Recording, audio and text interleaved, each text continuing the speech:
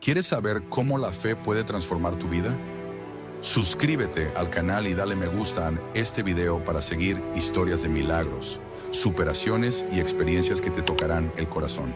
Mi No nombre te lo era pierdas. Azara, conocida como la bruja de los 1000 hechizos. Mi ambición no tenía límites, deseaba poder, inmortalidad y control absoluto sobre mi destino. Desde joven, me sumergí en el estudio de la magia oscura, y cada ritual me hacía sentir más cerca de alcanzar mis metas.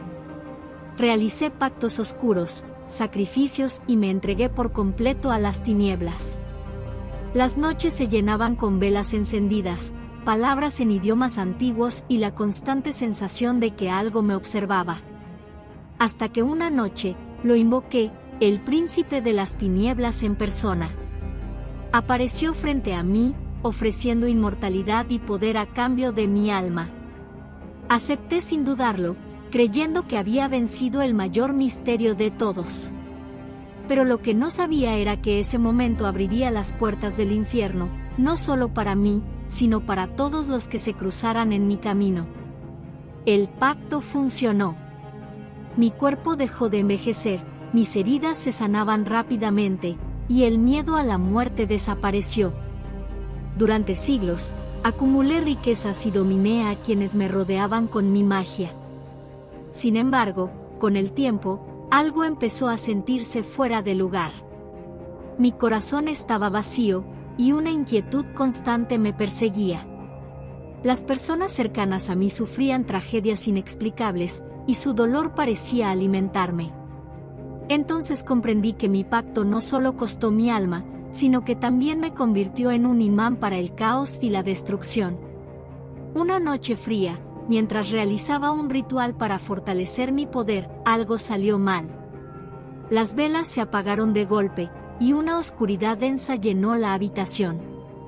Escuché susurros que parecían venir de todas direcciones, seguidos de una risa espeluznante. Una voz profunda dijo: «Ha llegado tu hora, Azara». Intenté defenderme, pero mis hechizos no funcionaron.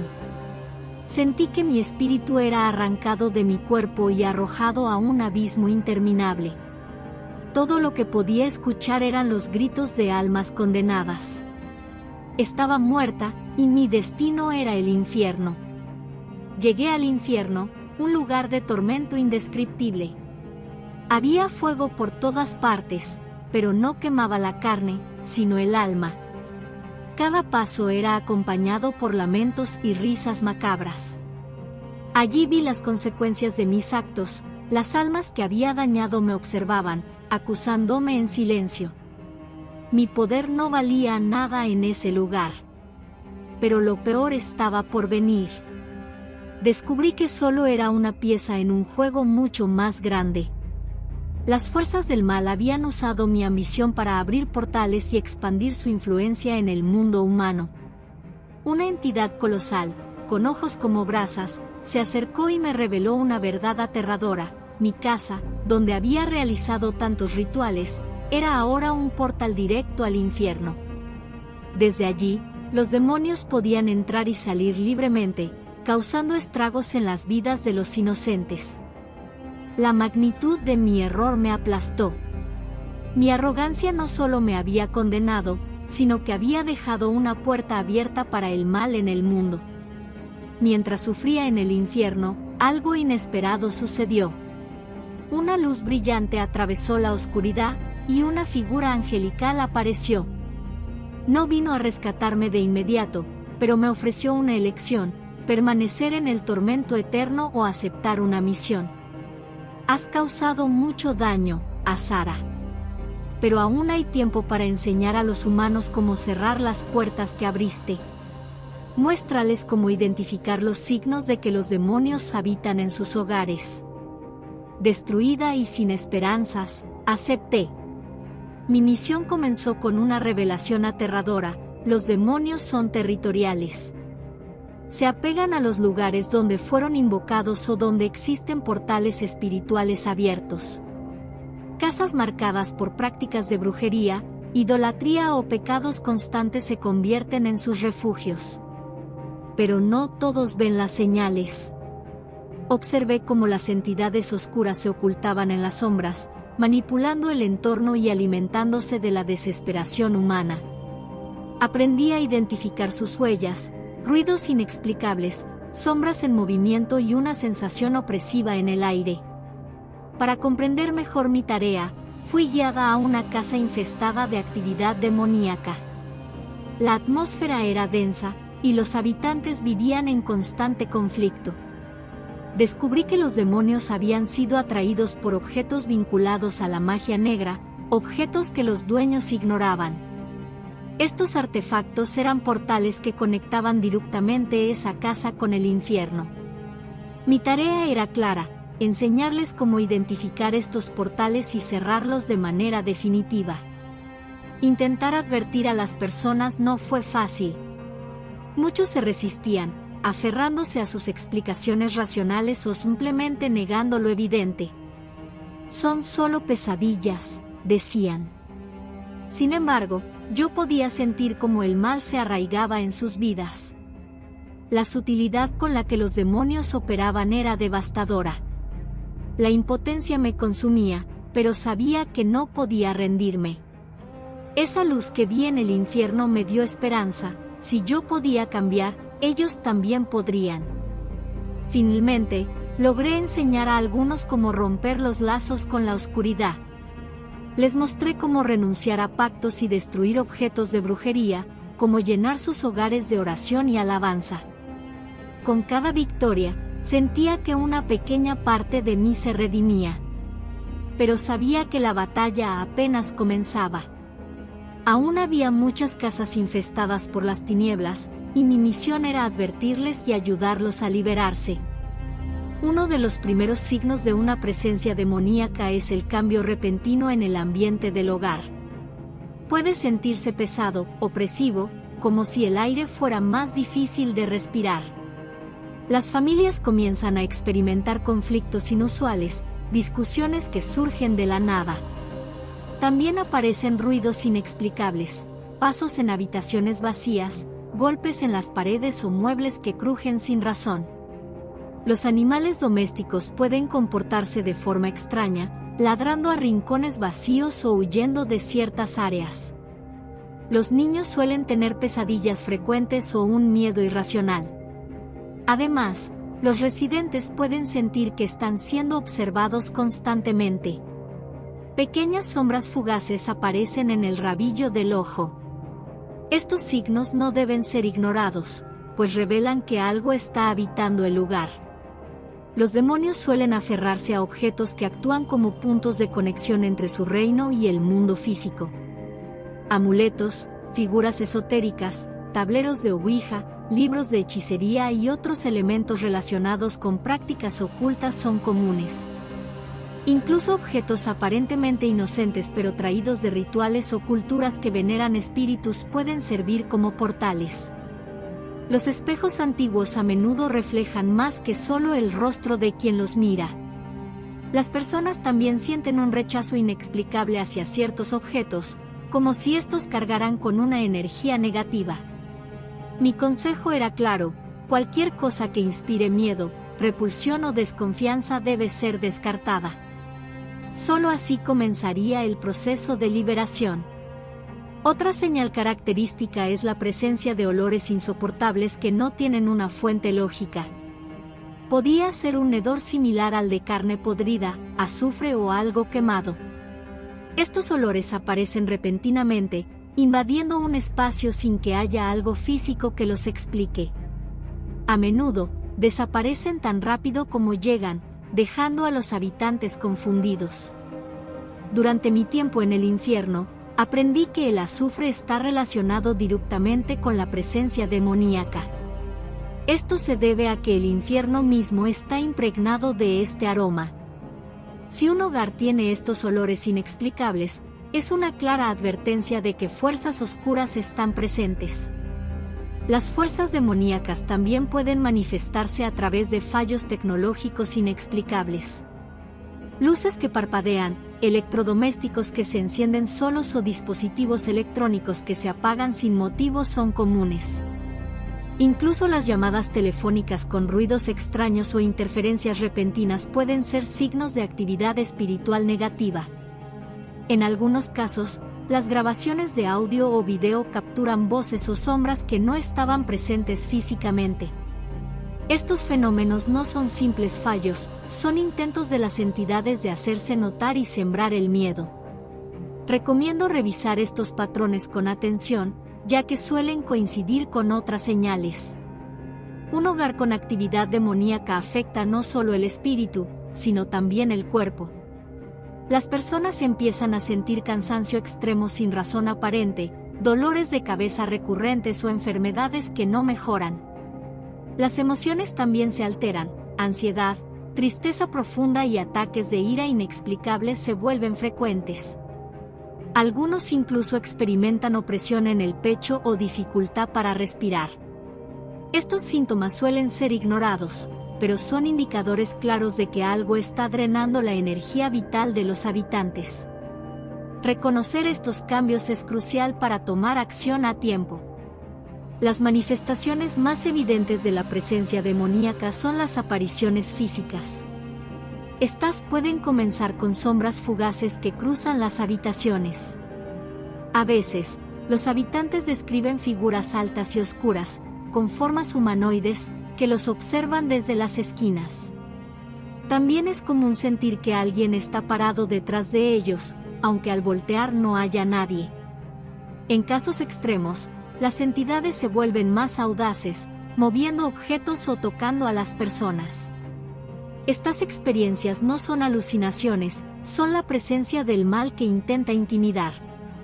Los sueños son otra herramienta que los demonios utilizan para invadir el subconsciente. Las personas empiezan a tener pesadillas recurrentes, a menudo relacionadas con muerte, sufrimiento o persecución. En estos sueños, las figuras oscuras intentan asfixiar o herir a los soñadores, dejándolos con una sensación de desesperación al despertar. También es común soñar con lugares oscuros y laberínticos que reflejan el infierno. Estos sueños no deben ser tomados a la ligera, ya que son señales de que la batalla espiritual ha comenzado. Una señal inequívoca de la presencia demoníaca es el rechazo hacia lo sagrado. En casas infestadas, los objetos religiosos como cruces o Biblias desaparecen, se rompen o se caen sin motivo aparente. Las personas empiezan a sentir incomodidad al orar o leer la palabra de Dios. Incluso los niños, que suelen ser más sensibles espiritualmente, expresan rechazo hacia las iglesias o las actividades religiosas. Estos comportamientos no son coincidencias, son influencias directas de las entidades que habitan en el hogar. Una constante sensación de compañía no deseada es otro signo claro. Las personas sienten que hay alguien más en la casa, incluso cuando están solas. Escuchan pasos, voces lejanas o susurros en el silencio. También es común sentir un peso extraño en los hombros, como si algo invisible los estuviera tocando. Este fenómeno es uno de los más aterradores, ya que daña la paz mental de los habitantes y los hace vivir en constante tensión. Reconocer todos estos signos es el primer paso, pero tomar acción es esencial. En este capítulo, enseñé a las personas que la solución comienza con la oración y la fe. Abrir las ventanas y declarar el nombre de Jesús en cada rincón de la casa es un acto poderoso. Renunciar a todo pacto o pecado que haya abierto puertas espirituales es fundamental. También les expliqué la importancia de llenar el hogar con alabanzas y lecturas bíblicas. La luz de Dios siempre es más fuerte que las tinieblas, pero la fe debe ser activa. El primer paso para liberar un hogar es identificar las puertas espirituales que han permitido la entrada de los demonios. Estas puertas incluyen pecados ocultos, prácticas ocultistas o incluso actitudes como el odio y la ira descontrolada. Les expliqué que debían hacer una introspección honesta y arrepentirse sinceramente. Además, objetos que fomenten la oscuridad deben ser destruidos, ya que actúan como anclas para estas entidades. Con oración y un corazón dispuesto, estas puertas pueden cerrarse definitivamente. pero el compromiso debe ser constante y serio. La oración es una de las armas más poderosas contra las fuerzas demoníacas. Les enseñé que no se trata de oraciones mecánicas, sino de palabras llenas de fe. Deben orar en voz alta, declarando el nombre de Jesús y renunciando a toda influencia maligna. También les recomendé ungir con aceite los marcos de las puertas y ventanas, pidiendo protección divina. Mientras oraban, podían sentir cómo el ambiente del hogar empezaba a cambiar. La oscuridad retrocede cuando la luz de Dios entra en escena, pero la persistencia es clave. Otro elemento crucial es llenar la casa con alabanza a Dios. La música que glorifica a Cristo actúa como un escudo espiritual. Las entidades demoníacas odian la adoración porque les recuerda su derrota. Les recomendé reproducir alabanzas durante el día, especialmente en las habitaciones donde se sentía más opresión. Además, cantar juntos en familia fortalece el espíritu y une a los miembros del hogar. En poco tiempo, los habitantes comienzan a notar una paz que reemplaza la inquietud previa. Después de cerrar las puertas espirituales, es necesario realizar una limpieza física en el hogar. Les pedí que revisaran cada rincón de la casa, deshaciéndose de objetos que pudieran tener vínculos con el ocultismo. Fotografías, libros, joyas y cualquier cosa con símbolos oscuros debían ser quemados o destruidos. Mientras lo hacían, oraban y pedían la presencia de Dios. Este acto no solo era simbólico, sino también un paso concreto hacia la liberación. En algunos casos, los demonios no se marchan sin luchar. Les advertí que podrían experimentar ataques intensificados, como pesadillas o conflictos familiares. Pero estos ataques no eran señales de fracaso, sino de que las fuerzas malignas estaban perdiendo poder. Les recordé la promesa de Santiago 4:7, someteos, pues, a Dios, resistid al diablo, y huirá de vosotros. Perseverar en la oración y la fe era fundamental durante estos momentos de prueba. A medida que los hogares comenzaban a ser liberados, las familias compartían sus testimonios. Una mujer relató cómo, después de destruir un amuleto, sus hijos dejaron de tener pesadillas. Otro hombre habló de cómo la atmósfera pesada desapareció tras ungir las puertas de su casa. Estos testimonios no solo fortalecían a quienes los escuchaban, sino que también eran una prueba viva del poder de Dios. Cada victoria era una celebración de la luz triunfando sobre las tinieblas. La liberación espiritual trae consigo una restauración emocional y relacional. Las familias comenzaron a experimentar una paz que antes parecía imposible. Las discusiones se convirtieron en conversaciones, y el amor empezó a fluir de nuevo entre los miembros del hogar. Les enseñé a mantener esta paz con lecturas bíblicas diarias y oraciones en familia. También les recordé que, aunque las batallas espirituales puedan surgir nuevamente, ahora estaban equipados para enfrentarlas. Un hogar liberado debe mantenerse lleno de luz para evitar que las tinieblas regresen. Les animé a llenar su casa con la palabra de Dios, colocando versículos bíblicos en lugares visibles. También les recomendé establecer un horario de oración familiar y evitar contenido que promoviera violencia o pecado. Este estilo de vida no solo protege el hogar, sino que también fortalece la relación de la familia con Dios. Después de experimentar la liberación, muchos sintieron el llamado de ayudar a otros que estaban en la misma situación. Les advertí que debían estar bien firmes en su fe antes de embarcarse en este ministerio. Les enseñé a discernir las señales de opresión en otros hogares y a compartir su testimonio con humildad y amor. La liberación no era solo para ellos, sino también para llevar luz a quienes aún estaban atrapados en la oscuridad. Finalmente, les recordé que el propósito de la liberación no es solo escapar de las tinieblas, sino vivir una vida abundante en Cristo. Les cité 2 Corintios 5 versículo 17, de modo que si alguno está en Cristo, nueva criatura es, las cosas viejas pasaron, de aquí, todas son hechas nuevas. Ahora, no solo sus hogares estaban libres, sino también sus corazones. Este viaje de fe no terminaba aquí, era el comienzo de una vida plena, guiada por la luz y el amor de Dios. Seguir a Dios no es solo un acto de fe, sino un viaje de transformación profunda. A veces, la vida nos desafía, nos pone a prueba, y sentimos que estamos solos, atrapados en la oscuridad de nuestras propias luchas. Pero en esos momentos, recordar que Dios está con nosotros es un faro de esperanza. Él no solo guía nuestros pasos, sino que nos da la fuerza para seguir adelante cuando parece que todo se derrumba. La importancia de seguir a Dios radica en la paz que encontramos en su presencia. No es la paz del mundo, que es efímera, sino una paz que sobrepasa todo entendimiento. Cuando te entregas a Él, tus cargas se hacen ligeras, y tu corazón se llena de una esperanza que no puede ser destruida.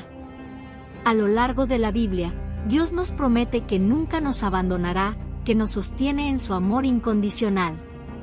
En Mateo 11 versículo 28, Jesús nos invita: vengan a mí todos ustedes que están cansados y agobiados, y yo les daré descanso. Es en Él donde encontramos nuestra verdadera identidad.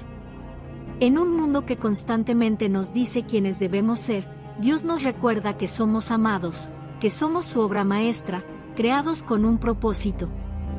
Cada paso que damos en su camino es un paso hacia la vida abundante que Él prometió. Y aunque el camino no siempre es fácil, cada desafío tiene un propósito eterno, una lección que nos acerca más a la persona que Él quiere que seamos.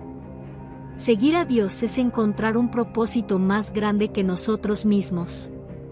Es vivir con un sentido de dirección y esperanza, sabiendo que nuestras vidas están en las manos de un Creador que nunca se equivoca.